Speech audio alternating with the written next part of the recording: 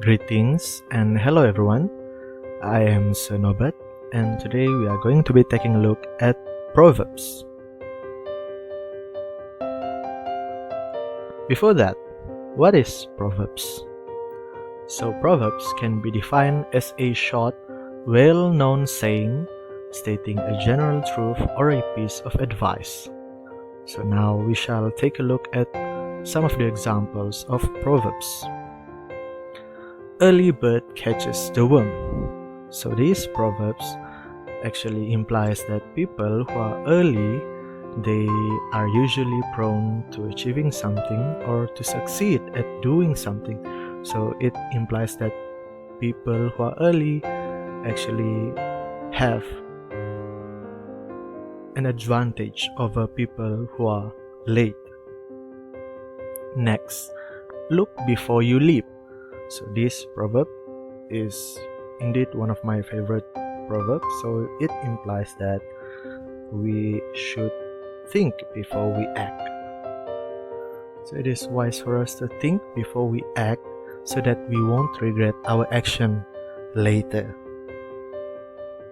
So the third proverb, when there's a will, there's a way.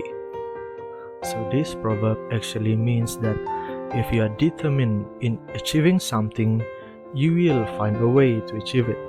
So it implies that no matter how hard or no matter how impossible your goals may be, but if you are determined enough, you will eventually manage to achieve it.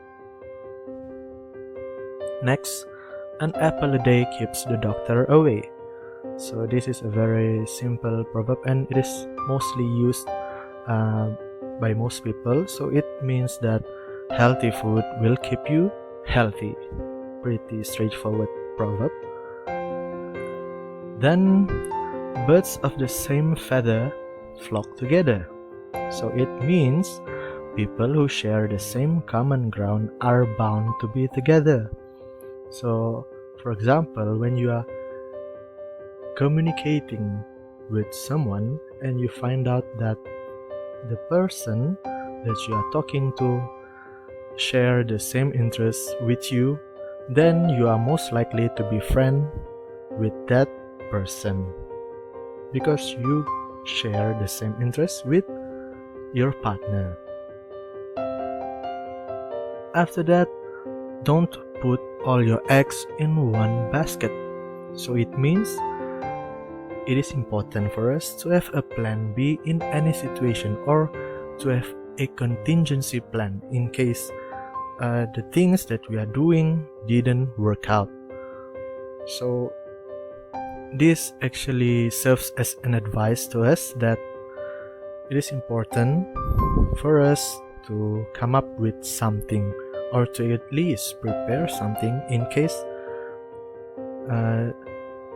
something or the thing that we are doing didn't work out as we intend them to do. Last but not least, adversity and loss make a man wise. So this means that we gain wisdom in difficult time. Difficult time teaches us to be wise. Next, we shall look at why do we use proverbs. Look at the example below. So pay close attention to the first sentence. Instead of saying it is important to eat healthy food because it is a great source of vitamins and minerals which are essential to maintain a good health, we can actually say it is important to eat healthy food because an apple a day keeps the doctor away. So the use of proverbs is that it makes our writing interesting to our reader. It is also effective in communicating ideas without being too wordy. So notice the first sentence, it uses a lot of words. So it consumes a lot of space when we are writing. Instead, we can opt for the second sentence whereby we can just use proverb in our writing as it is more straightforward, effective, and it actually makes and enhance our writing so that it is more interesting. It can attract the reader's attention and interest to read our writing. Next, here are some examples whereby we can use proverbs in a sentence. So the first sentence, Tim was dejected. He had just failed his test. As I patted him on the shoulder, I tried to encourage him. Look, Tim, this test is already done, so don't cry over spilled milk. So this proverb actually serves as a motivation. So, for instance, Tim was so disappointed at himself for failing the test, so his friend is trying to comfort him by saying that it is not worth it.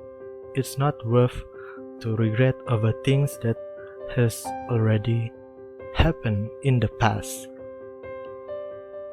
Next, everyone was throwing in ideas and giving opinions, and by the end of the day we could not even decide where we wanted to host the event. There were clearly too many cooks spoiling the broth. So this proverbs actually implies that when there are too many people voicing out their opinions, it will most probably hinders the group or a meeting to achieve a certain decision that is agreed upon all of its members. Last but not least, he has tattoos all over his body, but you know what they say, don't judge a book by its cover.